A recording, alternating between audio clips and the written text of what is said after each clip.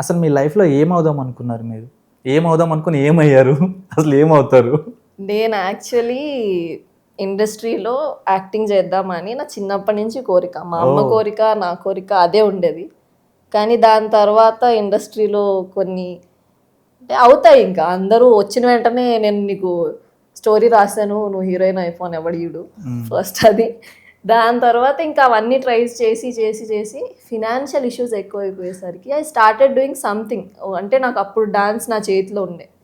నేర్చుకుని దాని తర్వాత చిన్న చిన్న ఈవెంట్స్ చేయడము, లేకపోతే వేరే వాళ్ళకి డ్యాన్స్ క్లాసెస్ ఇవ్వడము, అలా అలా మెల్లమెల్లగా డాన్స్ నుంచి డబ్బులు తెచ్చుకొని ఇల్లు సెట్ చేసుకోవడం. ఒక పాయింట్లో అయితే అసలు మా అక్క వెళ్ళిపోవడం వల్ల తనకి అక్కడ ఫుడ్ ఉండాలంటే మేము ఇక్కడ నుంచి పంపాలి డబ్బులు.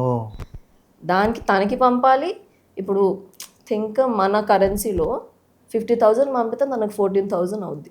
తను అక్కడ చాలా అడ్జస్ట్ అయింది. She took so much family వల్ల. మేబీ మేము రిచ్ ఉంటే అయ్యేది కాదేమో, కానీ తను అక్కడ అడ్జస్ట్ అయింది. తనకి డబ్బులు పంపడం కోసం మేమంతా ఇక్కడ అడ్జస్ట్ అయ్యి ఒక పాయింట్లో మా మమ్మీ, నేను కానీ మా ఫాదర్ కానీ చాలా ఫినాన్షియల్గా లో అయిపోయిన పొజిషన్స్ ఉన్నాయి. అంటే ఒక్కొక్క రోజు ఈరోజు వండుకుంటే డబ్బులు బొక్క అనుకున్న రోజులు కూడా ఉన్నాయి మాకు.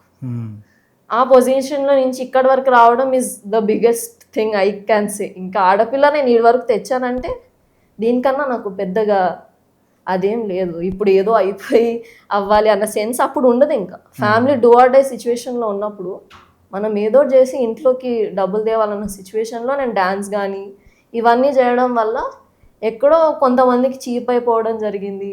కొంతమంది ఎలా అంటే ఒక ఆడపిల్ల ఇంట్లో నుంచి బయటకు వచ్చి పని చేస్తుంది అంటే అడ్వాంటేజ్ తీసుకోవడానికి చాలామంది చూస్తారు. That is how it is. నేను అది ఓపెన్గా చెప్తున్నా, చాలామంది చెప్పరు అంతే. అవన్నీ ఫేస్ చేసి డాన్సర్గా నేను ఇంకా అనుకున్నా, ఇలా అయితే అవ్వదు.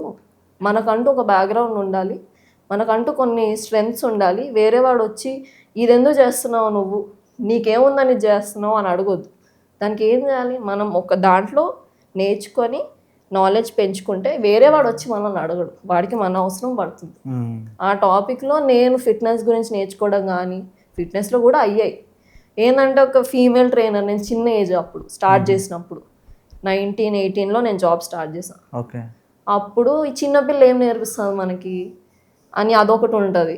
చూడ్డానికి ఇంత పెద్ద ఉండను, నేను చిన్న పిల్లగా ఉంటాను. దానివల్ల ఏంటంటే ఈ చిన్నపిల్లకి ఏం తెలుస్తుందిలే ఫిట్నెస్ గురించి, మనకేం చెప్తుంది, ఈ పిల్లకి ఏ రాదు అనుకుని అలా అని